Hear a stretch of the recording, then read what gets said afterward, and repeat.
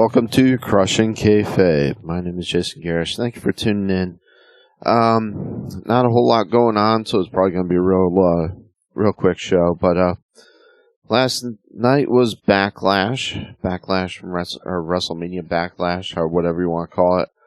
I'm not sure why they're putting on shows on the same day as Mother's Day, because it's really not very convenient for us, but oh well. Which is why I primarily watched the majority of it today. Started off another really good match between Rollins and Seth freaking Rollins and Cody Rhodes. I'm not sure about the ending. It was kind of weird with Cody pulling the tights. I know it's supposed to be payback, but I'm not sure if they're gonna have him as a heel turn then, or if he's going to be like a tweener, or what the story is, or whether or not they're going to continue the feud, because that kind of seems like that's the way it's going to go. We'll probably have like 3 matches total in this feud because of it, but that's kind of the way it seems like, because that's very easy for them to set up with Seth Rollins. You know, like I said, kind of a heel move, so I'm not sure why they went that route. I would think it'd be kind of silly to turn Cody Rhodes heel at this point, because he's got such great momentum going, and the fans would love him his comeback. So I'm not sure how that's going to go. You know, once again, great chemistry between these two. They can put on a heck of a match. It's not as good as their WrestleMania match was. Maybe it's just because of the moment and how everything went down in WrestleMania, but I didn't think it was quite as good as their match, but still a very good match. Like I said, they've got really good chemistry between these two guys, and put another great show. We had Omos beating Bobby Lashley, which he needed, which they went the right way with this. Kind of predictable booking, but they need to build him up as a heel, a monster heel, so I don't mind them doing that at all. Much better match with AJ Styles versus Edge. Is much more in line with what I expected. WrestleMania match, which was kind of felt kind of predictable and kind of not very passionate. Their first match, but this was much more passionate, much more in tune with what the first match should have been. You know, they had the finish with Rhea Ripley revealing herself to be the third member of Judgment Day, which we kind of predicted, but it's the right booking to go with, and it set up pretty well with her coming in and the way she did. So it makes sense to book her that way, and Rhea Ripley, I think, is going to fit in perfectly with this group. So, and AJ doesn't really get hurt with the loss, so. Now we have Finn Balor in the mix, so you can kind of do a little bit of a Bullet Club reunion, which they hinted at earlier with the whole Too Sweet Bullet Club kind of reunion greeting kind of thing, with when Balor came in to save the match on Monday Night Raw between AJ and Damian Priest. So we got that going on. So I'm wondering if they're going to have a full-fledged kind of Bullet Club reunion to face off against Judgment Day in the next pay-per-view, and then maybe even bring on a woman to counter Rhea Ripley. I don't know if they're gonna try to bring in Morgan to kind of continue that continue that feud. I mean, that might be an option. I don't know. I mean, I don't know if I want to see Liv Morgan go up against Rhea Ripley, but I got nothing against Liv Morgan, but I just don't think she's ready at this point, and I don't think she's on the level of Ripley, so I kind of got kind of wishy-washy feelings about that. I'm not real stoked about seeing that if they go that route. So it'll be interesting to see if they bring a woman into the fold to kind of even things out. So I had, you know, and that, like I said, predictable but good booking. Much better match between Ronda Rousey and Charlotte Flair. Whole lot better. Yeah. much more along the lines of the match that we know that these two can put out. So much better match. And of course, we ended the night off with the whole 6-man tag with the Bloodline and going up against RK Bro and Drew McIntyre. I don't even know who I wanted to win this match, to tell you the truth, because I don't know who benefits from this match. I probably would have been RK Bro benefiting more, and then setting up the whole feud between Drew McIntyre and Roman Reigns. Probably would have been the way to go. Having Drew get a pin, but it didn't end up that way. So, okay. Once again, like I said, not really sure where I'm going with this.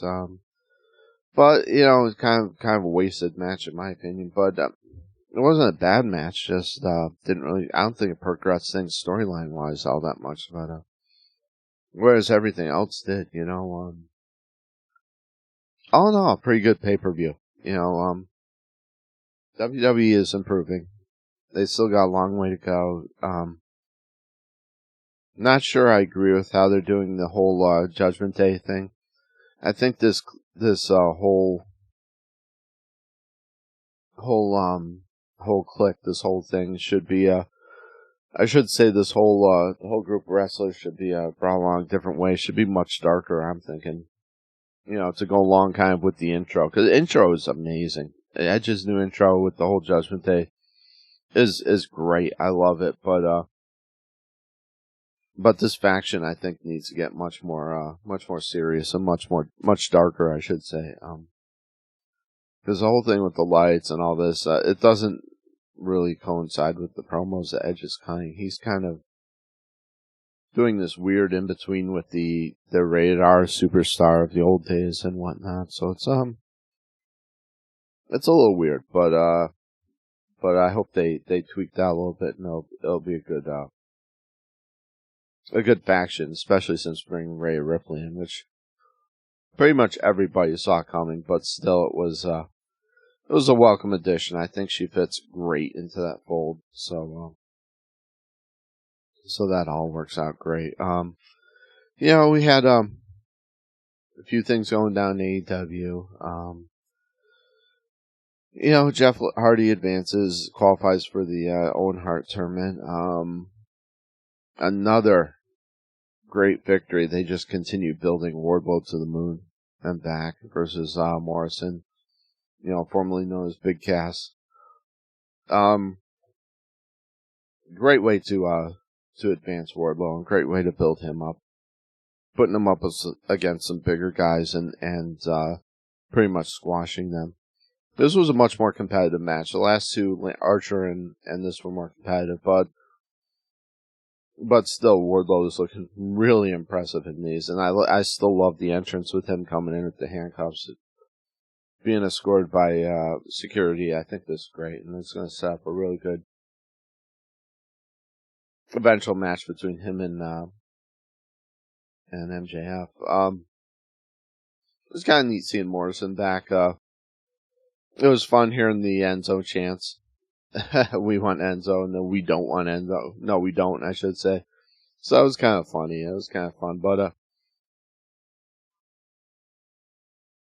it was a good match, and it advanced the storyline with Wardlow very well. We had kind of a heelish promo at the end of this with Hangman Adam Page going against CM Punk. I mean, is this leading up to a heel turn by Adam Page? Is he playing the heel against CM Punk? Is he going to end up losing the belt to CM Punk? I mean, these are all questions kind of asked, because it was kind of a heelish promo. Kind of confusing. I don't know where they're going with Adam Page's character. I always liked his character up until he got the belt, kind of. Ever since he got the belt, they've really been doing nothing with him, and it's kind of a weird way they're utilizing him. I'm not sure how the heck they're even utilizing him, but I wonder if they are going to put the belt on Punk because of this, because he did cut kind of a heelish promo. and it makes me kind of wonder what direction they're taking Paige. So they set up a feud with Paige as the heel. It might work, and it might get Paige over even more if he does end up losing the belt and then pursuing the belt. I don't know. I mean, there's a lot to be said for that. So if they go that route, that might just work. But I'm looking forward to it. I like Adam Page, and I like I'm a huge CM Punk fan, so it should be a great match. But a little, like, once again, a little bit confusing as to where they're going with this whole thing. Whether Adam Page is going to be set up as a heel, or so. I guess we'll have to wait to see at the next Dynamite to see what happens. I'm trying to think. Rampage and a couple of things. Hook squared off against JD Drake. Had the whole Tony Storm and Ruby Soho versus Britt Baker and Jamie Hayter. I don't know. I'm not really feeling that feud. Riho returns against Yuka Sakazaki, and that was kind of a throwaway thing. I'm really not a fan of Riho or a lot of the girls that they initially brought in. Got to see Jay Lethal in action, but aside from that, man, Rampage is not. I'm not feeling Rampage the last few weeks. Really not. They got to turn the show around and booking this better, because it's really starting to feel like a lesser show, which it always was kind of meant to be. But the problem is it's not progressing storylines, so it's almost no incentive to continue watching it. I hate to say that.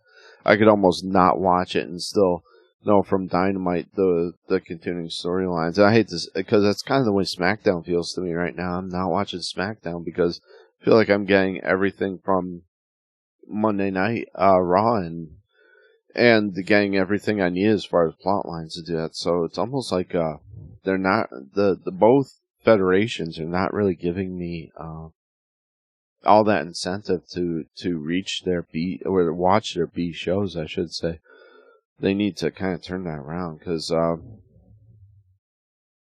like I said, I don't know if it's just because there's so much wrestling programming on right now. Unfortunately, I can't even watch any of the independent promotions. I haven't had time to watch any Memphis Championship. I haven't had time to watch any NWA. And a lot of the lesser promotions are really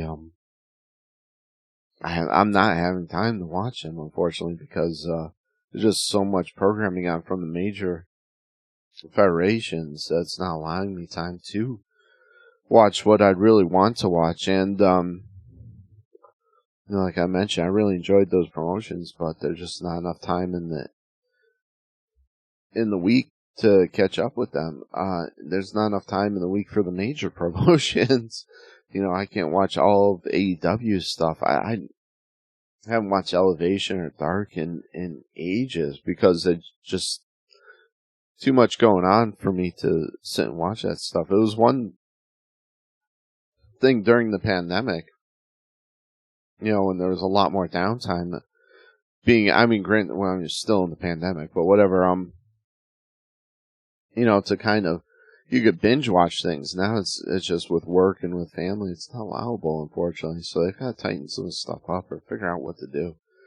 Once again, AEW is really not enticing any casual fans or anything outside their existing fan base to tune in. So that's another issue. But that's kind of the state of the wrestling world right now. I really don't have any further commentary on that. I don't think so. It looks like another news. Tammy Sytch got arrested. So in addition to the civil case that's been brought against her by the family of the man that she killed in the car accident, now they're bringing a criminal case against her. So you could see Tammy go away for quite a while. Which it's kind of, I hate to say it, it's kind of about time. I really do. So she's been arrested now. It's like, how many chances do you give this woman? she's had so many issues, and finally it had to end up resulting in a man's death for them to levy some serious charges against her, and it shouldn't be that way. I mean, she's been having issues forever, ever in the day, for like 20 plus years now, it seems like. Yeah, it just seems like they keep giving her a slap on the wrist and letting her go, and that's all there is to it. But which is a real shame from somebody who's a WWE Hall of Famer who really blazed the trail for a lot of women in wrestling. This completely ruins her legacy and ruins the lives of the man she killed in a car accident and took the life of another human being, and it really didn't have to be that way. So, man, prayers go out to that family, and hopefully she gets the time she needs and reforms herself. She doesn't seem to be repentant or feel any remorse at all in the statements that she's put out. I mean, she had a series of Twitter tweets that really didn't show any remorse whatsoever, and was really sad. From what I understand, she went back to the car. She was more concerned about losing personal items and whatnot. Just a really sad situation. That's too bad from somebody who really at one time had the whole world on the plate and really was at the top of the world, and like I said, was a trailblazer for women in wrestling, and now is just an absolute train wreck and a lesson in things not to do. So, unfortunately, like I said, prayers going out to that family, and really, really sad situation there. Once again, prayers going out to the people in Ukraine. Please continue to send support. Please continue to send money to Red Cross, to UNICEF, to all the organizations out there, legitimate organizations, because I'm sure there's some scams that have popped up that are supporting the Ukrainian civilians in this fight, and it's absolutely admirable and commendable what they're doing. They are standing up to a major, world force and fighting back, and God bless them, but they've lost thousands of people already, and innocent children have lost their lives, innocent people have lost their lives, and it's really a tragic and sad situation. So if you have the means and if you have the time, please contribute to that cause, and please give those their prayers and hopes. And God bless the Ukrainian people. I'd like to give a shout out to Lucky Lady Candles. Find them on Etsy and on Facebook, and I know it's a little bit late for Mother's Day, but happy Mother's Day to all the people who celebrated yesterday. Happy belated Mother's Day, and it's not too late to buy your mom a candle, so go out and do it. We had a decent Mother's Day here. I got my wife a present, which was actually damaged by FedEx, so ended up having to go out and rebuy the present in the store, which really sucked. But yeah, thankfully, the company that I purchased it from is reimbursing me and making right by it. But not real happy with FedEx right now. But other than that, guys, got Jenna some flowers and a couple of cards and whatnot. Some other gifts. So hopefully, everyone had a good, happy Mother's Day. But once again, check out Lucky Lady Candles, and check out CrushingKayfabe.com. Crushing Kayfabe with a K. Check us out on CrushingKayfabe.com. There's a link there that you can check out all of our social media accounts. Check us out there. Check us out on Patreon. And for just $1 a day, you can, $1 a month. Sorry, much better. $1 a month.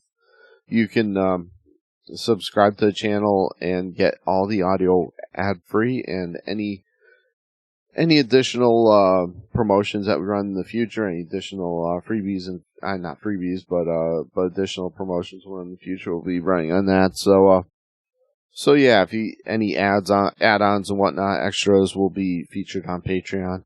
So if you want to get in on that, just $1 a month, and you can get everything ad-free and help keep the lights on, because it's not cheap to run power and get the equipment and everything to do a podcast.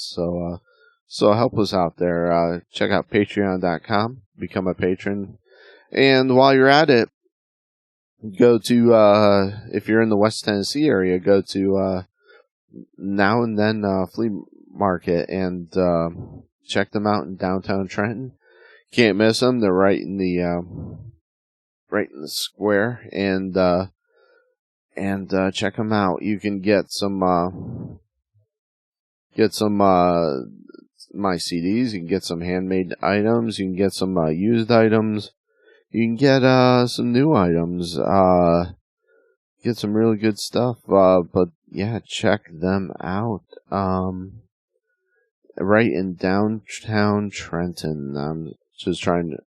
I always forget their address, so I apologize for that. But I always just say, if you go downtown, go to the square. You can't miss them, because there's a big sign. You know, they're right opposite of the courthouse, so it's really easy to see. You cannot miss it. But Then and Now Flea Market Trenton. Go support the show. Go support them, and get some really cool items that you probably didn't even know you needed. You can get some. Like I said, get some of my CDs, get some handmade items from my wife, and then in addition to that, there's a ton of other vendors that you can purchase items from, and make sure you let them know that you heard it on Crushing Kayfabe. So that's about it for the show this week. Everyone out there, be safe. Happy Mother's Day, belated to all the mothers, and God bless. Thank you for tuning in.